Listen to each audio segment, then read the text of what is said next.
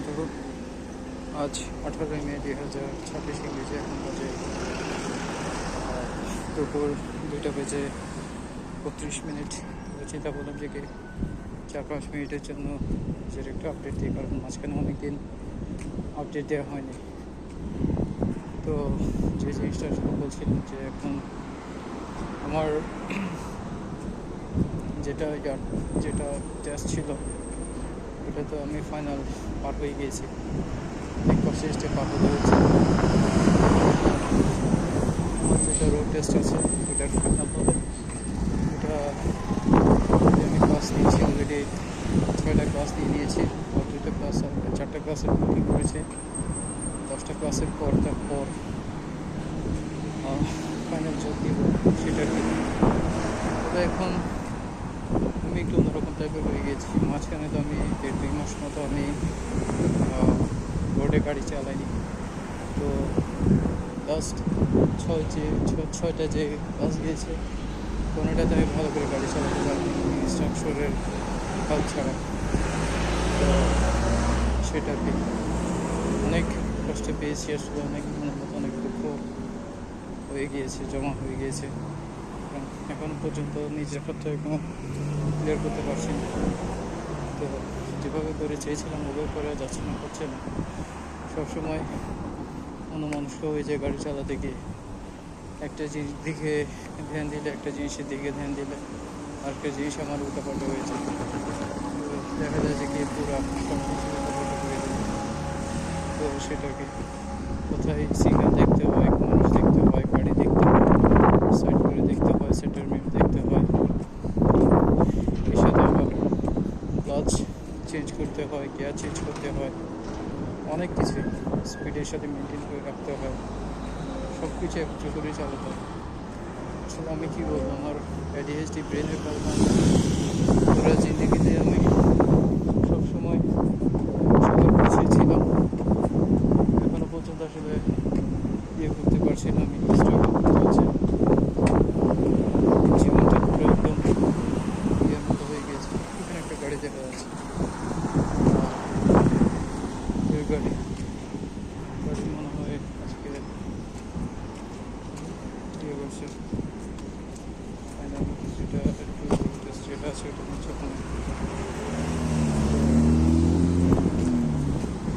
যেটা বলছিলাম, তো এখন মানে পুরো জিন্দগিতে একদম আমার হয়ে গিয়েছে, একদম ভালো লাগছে না কিছু।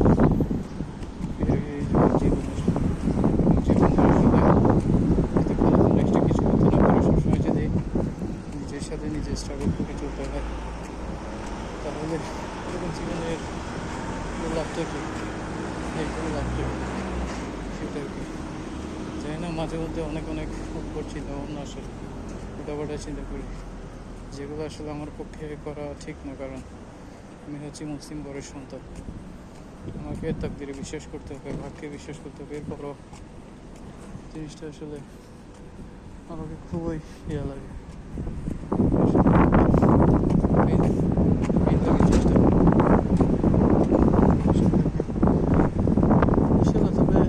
চেষ্টা করে যাব যে সামনের দিনগুলোতে আরও ভালো করে গাড়ি শেখার জন্য চেষ্টা করার জন্য।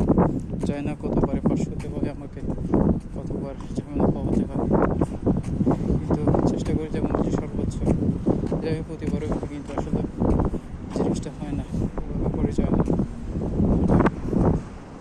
তো দেখা যাক কী করতে পারি না করতে পারি। আর এভাবেই চলছে, কীভাবে যাচ্ছে দিনকাল। আর ইদানিং আসলে কাজকর্মের মানে তেমন একটু মন বসাতে পারছি না। এই যে উল্টোপাল্টা গাড়ি চালিয়েছি বা পারছি না, এই জিনিসটার জন্য মানে আমার মধ্যে অনেক টেনশন ঢুকে গিয়েছে, কফ ঢুকে গিয়েছে।